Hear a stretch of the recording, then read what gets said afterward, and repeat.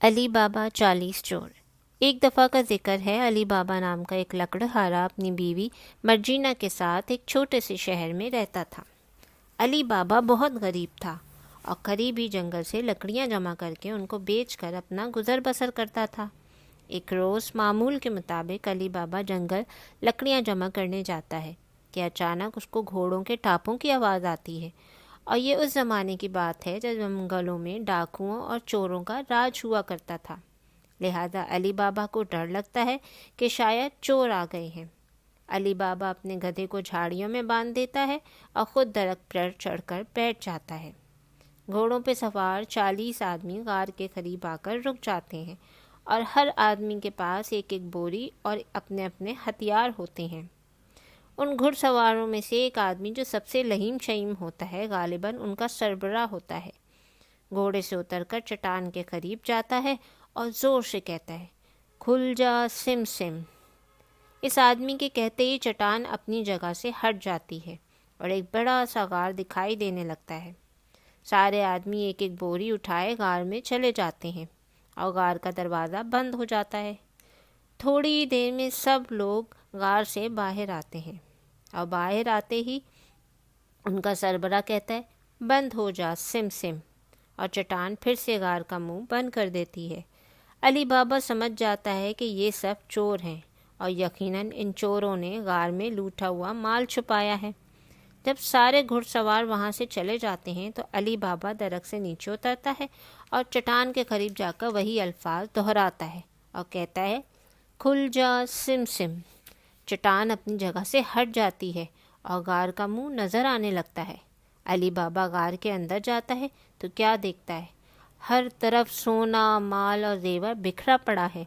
علی بابا کچھ دیر سوچتا ہے کہ کیا کرنا چاہیے، پھر 3 بوریاں سونے کے سکوں سے اتنی بھرتا ہے کہ آسانی سے اٹھا سکے، اور ان بوریوں کو اپنے گدھے پر لاد دیتا ہے اور گھر چلا جاتا ہے، اور تینوں سکوں کو بوریاں اپنی بیوی مرجینا کو دکھاتا ہے۔ مرجینا علی بابا سے کہتی ہے، میں بھائی قاسم سے سکوں کو ناپنے کا برتن لاتی ہوں تاکہ ہم سکوں کا وزن کر سکیں۔ لیکن علی بابا مرجینا سے کہتا ہے، قاسم بھائی کو سکوں کے بارے میں کچھ نہ بتائے۔ قاسم علی بابا کا بڑا بھائی ہے اور بہت امیر اور لالچی انسان ہے۔ مرجینا علی بابا سے اجازت لے کر قاسم کے گھر جاتی ہے اور برتن مانگتی ہے۔ قاسم کے پوچھنے پر مرجینا قاسم کو گول مول جواب دے دیتی ہے، لیکن قاسم کو شک ہوتا ہے اور وہ برتن کے نیچے شہد لگا کر مرجینا کو دے دیتا ہے۔ مرجینا گھر لا کر برتن میں سارے سکے علی بابا کی مدد سے وزن کر لیتی ہے اور برتن واپس قاسم کو لوٹا دیتی ہے۔ قاسم جیسے ہی برتن کو نیچے سے دیکھتا ہے، اس کے نیچے سونے کے سکے جو شہد کی وجہ سے چپک گئے ہوتے ہیں۔ قاسم رات بھر سو نہیں پاتا کہ آخر علی بابا کے پاس یہ سکے کہاں سے آئے۔ صبح ہوتے ہی قاسم علی بابا کے گھر پہنچ جاتا ہے اور برتن کے نیچے چپکے ہوئے سونے کے سکوں کے بارے میں دریافت کرتا ہے۔ نہ چاہتے ہوئے بھی علی بابا کو سب بتانا پڑتا ہے، اور قاسم اس سے ضد کرتا ہے کہ اس کو بھی اس جگہ لے کر چلے۔ علی بابا قاسم کی ضد کے آگے ہار مانتا ہے اور قاسم کو اس غار کے پاس لے کر جاتا ہے اور اس منتر کے بارے میں بھی بتاتا ہے جس سے غار کے آگے سے چٹان ہٹ جائے۔ لیکن علی بابا قاسم سے کہتے ہیں، ابھی یہاں رکنا ٹھیک نہیں، ہم کو یہاں سے چلے جانا چاہیے کیونکہ وہ ڈاکو بہت خطرناک ہے۔ لیکن قاسم سے انتظار نہیں ہوتا، وہ تھوڑی دیر میں اپنے گھوڑے لے کر اس جگہ پہنچ جاتا ہے اور چٹان کے قریب پہنچ کر کہتا ہے، کھل جا سم سم، اور چٹان کا دروازہ کھل جاتا ہے۔ اور قاسم جب اندر جاتا ہے تو اس کی آنکھیں پھٹی کی پھٹی رہ جاتی ہیں، اور وہ بوریوں میں اتنا خزانہ بھر لیتا ہے کہ وہ اٹھا بھی نہیں پا رہا ہوتا، اور چٹان کے آگے کھڑے ہو کر کہتا ہے، کھل جا ٹم ٹم، لیکن دروازہ نہیں کھلتا۔ اب قاسم پریشان ہوتا ہے کیونکہ غار کو کھولنے والا منتر تو بھول چکا ہوتا ہے۔ اتنی دیر میں گھوڑوں پر سوار 40 چور غار کے پاس آ جاتے ہیں۔ چوروں کا سربراہ غار کے باہر کھڑے گھوڑوں کو دیکھ کر سمجھ جاتا ہے کوئی نہ کوئی غار میں ہے، اور اپنے ساتھیوں سے کہتا ہے، ہمارا خزانہ اتنے دنوں سے کم ہو رہا تھا، لگتا ہے وہ چور اندر ہے، اور غصے سے کہتا ہے، چوروں کے گھر چوری، اور یہ کہہ کر کھل جا سمسم کہتا ہے، اور 40 چور غار کے اندر چلے جاتے ہیں۔ قاسم کو وہاں دیکھ کر آنکھ بگولا ہو جاتے ہیں اور چوروں کا سربراہ فوراً قاسم کو مارنے کا حکم دیتا ہے۔ ادھر قاسم کی بیوی پریشان ہو کر علی بابا کے پاس جاتی ہے اور قاسم کے بارے میں بتاتی ہے کہ وہ غار کے پاس گئے تھے لیکن ابھی تک نہیں لوٹے۔ علی بابا فوراً غار کے پاس جاتا ہے اور قاسم کے گھوڑے وہاں موجود ہوتے ہیں لیکن قاسم کہیں نہیں ہوتا۔ علی بابا سمجھ جاتا ہے کہ ان چوروں نے قاسم کو مار دیا ہے۔ علی بابا اور مرجینہ قاسم کی بیوی کو تسلی دیتے ہیں اور اسے اپنے ہی گھر میں رکھ لیتے ہیں۔ اگلے روز 40 چور جب غار میں پہنچتے ہیں تو ان کو ابھی بھی خزانہ کم لگتا ہے اور چوروں کا سربراہ کہتا ہے، جاؤ معلوم کر کے آؤ شہر میں کون نیا امیر ہوا ہے۔